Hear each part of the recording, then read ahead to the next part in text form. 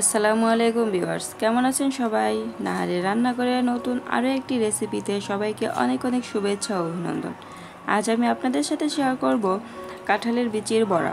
এরকমভাবে যদি কাঁঠালের বিচির বড়াটা বানান, এটা দীর্ঘ সময় মুচমুচে থাকবে আর খেতেও হবে খুবই সুস্বাদু।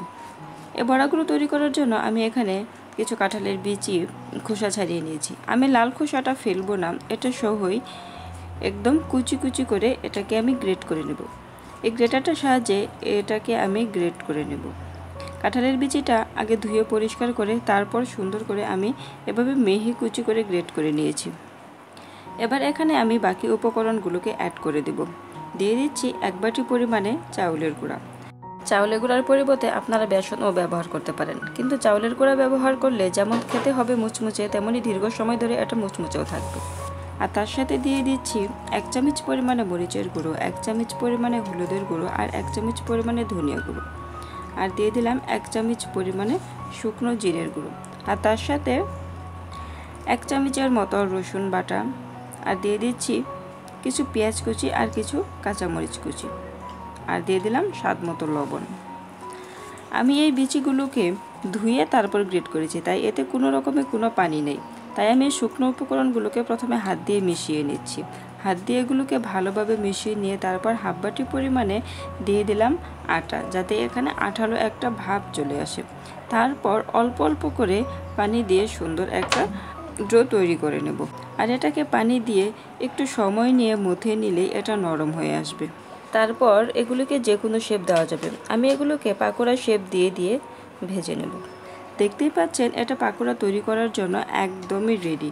এবার আমি চুলায় একটি কড়াই বসিয়ে তাতে তেল গরম হতে দিয়ে দিয়েছি। তেলটা ভালোভাবে গরম করে নিয়ে এক এক করে এখানে আমি বড়াগুলোকে দিয়ে দেব। বড়াগুলোকে দেওয়ার সময় চুলার আঁচ অবশ্যই লোতে রাখতে হবে, না হলে দেখা যাবে বড়াগুলো দিতে দিতে আগেরগুলো পুড়ে যাবে। আর এটা চুলার আঁচ লোতে রেখেই মুচমুচু করে ভেজে নিতে হবে।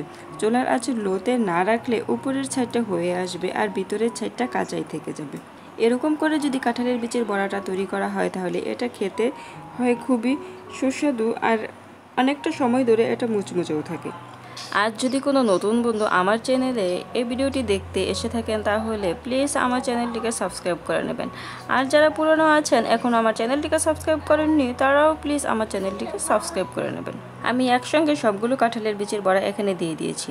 তাওয়াতে একসঙ্গে সবগুলো ধরেছি। এবার একটি সেট হয়ে আসার পর আমি উল্টিয়ে দেব অপর সাইডটাও ভালোভাবে হয়ে যাওয়ার জন্য। এভাবে কিছুক্ষণ পর পর উল্টিয়ে পাল্টিয়ে এগুলোকে একদম ক্রিস্পি করে ভেজে নিতে হবে। এগুলোকে একটু সময় নিয়ে ভেজে নিলে এটা খেতেও হবে খুবই মুচমুচে। বিকেলে গরম গরম চায়ের সাথে এভাবে কাঁঠালের বিচি দিয়ে বড়া তৈরি করে পরিবেশন করলে সবাই খুব মজা করে খাবে। আশা করি এভাবে কাঁঠালের বিচির বড়ার রেসিপিটা আপনাদের কাছে খুবই ভালো লাগবে। রেসিপিটি ভালো লেগে থাকলে বাসায় একবার হলেও বানিয়ে খাবেন। এই কাঁঠালের বিচির রেসিপিটা দেখে যদি আপনার একটুও ভালো লেগে থাকে তাহলে প্লিজ ভিডিওটিতে একটি লাইক দিয়ে যাবেন। আপনাদের একটি লাইক আমাদের নতুন নতুন ভিডিও তৈরি করতে অনেক উৎসাহ যোগায়।